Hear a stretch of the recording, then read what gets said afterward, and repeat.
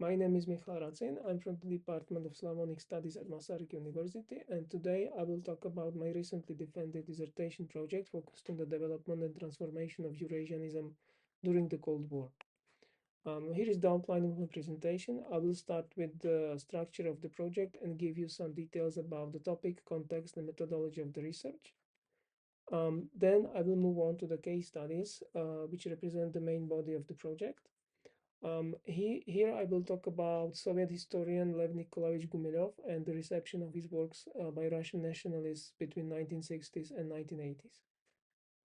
And at the end, I will try to summarize the main findings of the research, specifically commenting on the transformation phases of Eurasianism and on my attempt to enforce the trans-Eurasianism term in a broader academic context of the research. So let's start with the topic of the research. In my research, I analyzed archival documents related to the political and ideological movement known as Eurasianism. Eurasianism originated in the early 1920s in the intellectual milieu of Russian interwar emigration. The movement was based on the geographical concept of Eurasia, a unique civilization entity between Europe and Asia that basically overlapped with the borders of the former Russian Empire and the Soviet Union. Eurasianists sharply criticized Western democracy and emphasized Asian influences in Russian historical development. And although their official activity ended in early 1930s, after the collapse of the Soviet Union, individual Eurasianist ideas re-emerged again under the label of neo-Eurasianism. And this actually brings me to the context of the research and to the question on why this topic is important and relevant today. The issue is that starting from the 1990s, heavily modified Eurasianist concepts have been misused by many Russian politicians and intellectuals to justify Russian post-Soviet development and foreign policy. And consequently, these new political connotations of Eurasianism affected the attention of public media, which gained new traction, especially after the Russian full-scale invasion of Ukraine in February 2022. To give you a couple of examples, shortly after the invasion, the New York Times labeled Eurasianism as the grand theory that drives Putin to war with Ukraine, while the Washington Post focused on the leader of the neo-Eurasianist movement, Alexander Dugin, who was promoted here as Putin's brain. Moreover, the current notion of Eurasianism became further distorted by the fact that starting from early 2000s, especially in the context of US Slavic studies, the geographical concept of Eurasia lost its initial ideological connotation and became frequently used as a rather neutral and inclusive synonym for the post-Soviet regions beyond Russian Federation. And this readjustment of Eurasianism also significantly affected academic research of the topic. So during the past 30 years, scholars interested in Eurasianism split in two main groups. The first group focused on the interwar Eurasianism of the 1920s and 1930s, while the second group is aiming to analyze the current post-Soviet neo-Eurasianism, paying particular attention to Alexander Dugin. And this polarized approach to the research of Eurasianism caused another issue. Until now, most scholars have been ignoring the important transitional period of Eurasianism during the Cold War. And this is what I'm actually trying to change in my own research. During the Cold War, there was no official Eurasianism movement. However, some of the key members of the movement were still alive and active and remained in contact not just with each other, but also with different intellectuals and academics, including those in the Soviet Union. So following the current state of the art in my project, I focused on the transformation of historiographic and historiosophic concepts of Eurasianism in the intellectual milieu of Soviet academia during the Cold War period. So this is the main framing of the project. Now I would like to give you a few comments on the methodology of my research. So the project is based on the extensive analysis of mostly unpublished documents from the archives in Prague, St. Petersburg, and New York. And based on those primary sources, I tried to analyze the most significant discourse shifts in the approach of selected Soviet academics to the interwar Eurasianism, and using the prosopographic approach in the case of interwar Eurasianists, I specifically focused on the work of Savitsky, Vernadsky, Trubetskoy, Tol, and Haradavan. And in the case of Soviet academics, I analyzed the works of Gumilev, Kozhinov, Rybakov, Kuzmin, Chivilikhin, Borisov, and Borodai, who were also connected to the Russian nationalist movement within the Soviet Union. And just before we move to the case studies, I want to give you a quick chronological overview of the whole research. So I started my research in Prague at the Slavonic Library, where I worked with the documents related to Piotr Savitsky. Then I spent some time in St. Petersburg, working on the documents related to Lev Gumilev. And the last set of documents was located in New York at the Bakhmetyev archive, where I was able to work with the documents on Vernadsky. And now let's move on to the case study. So the main body of the project consists of 3 case studies related to Lev Gumilev, and the follow-up chapter focused on the reception of Gumilev's works in the intellectual milieu of Russian nationalists.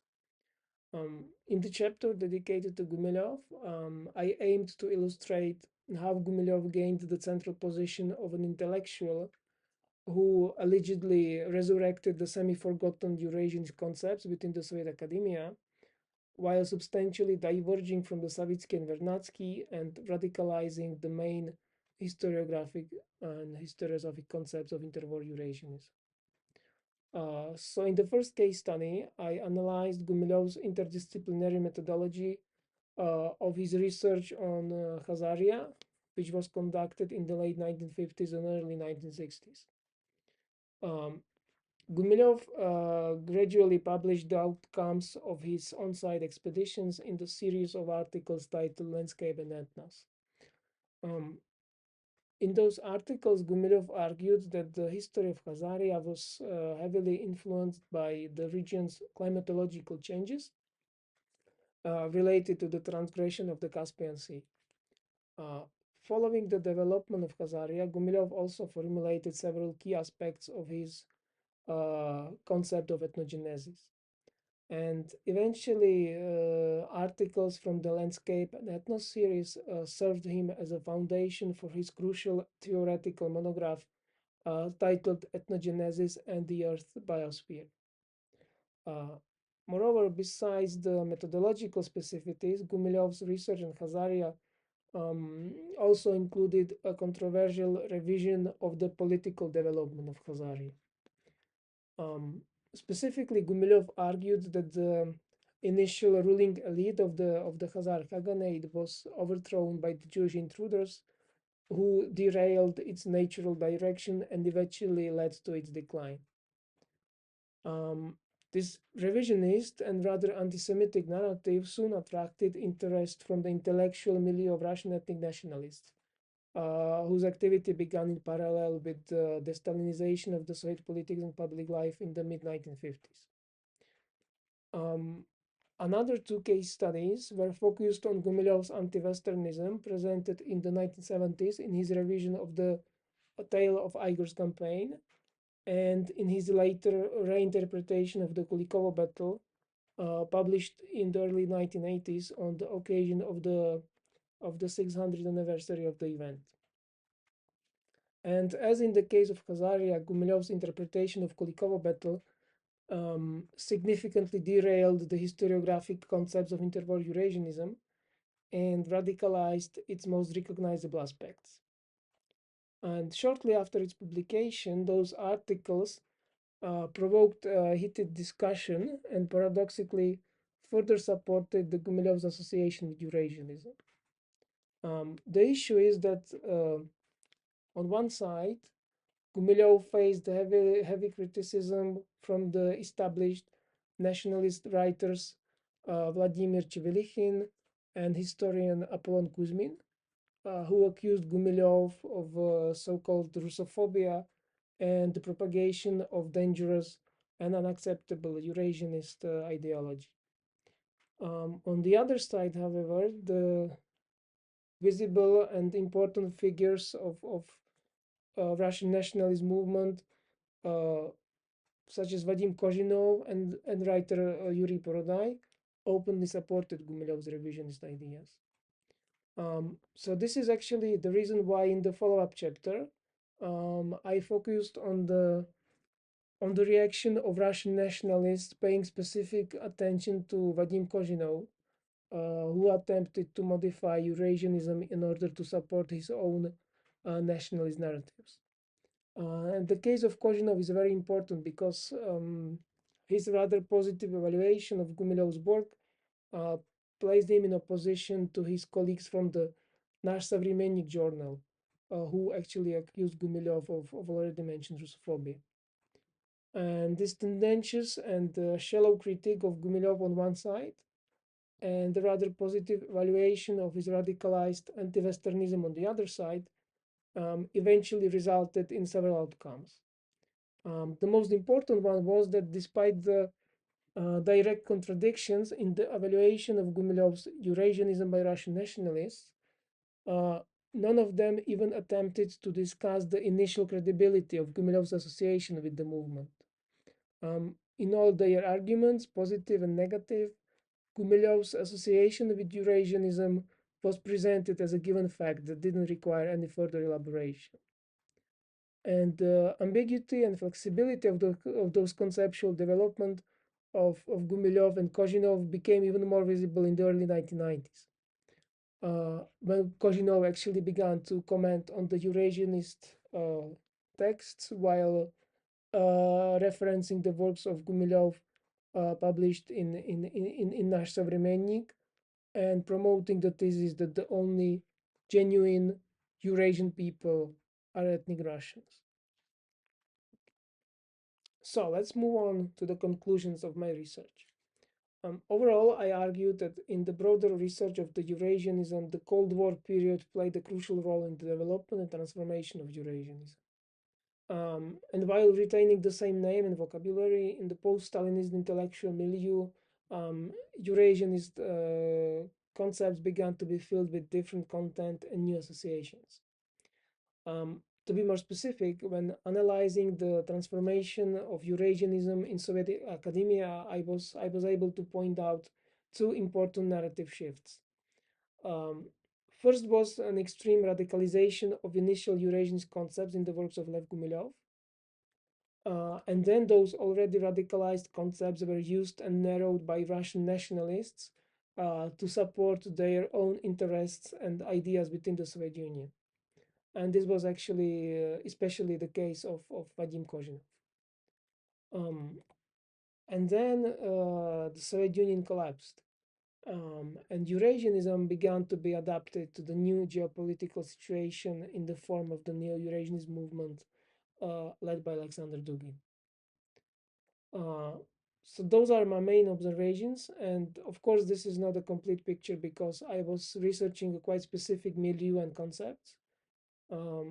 However, the main aim of the research was to point out the importance of the neglected period of the Cold War within the research of Eurasianism. And this actually leads me to the second and final outcome of the project. My argument is that along with the research of interwar Eurasianism and neo-Eurasianism,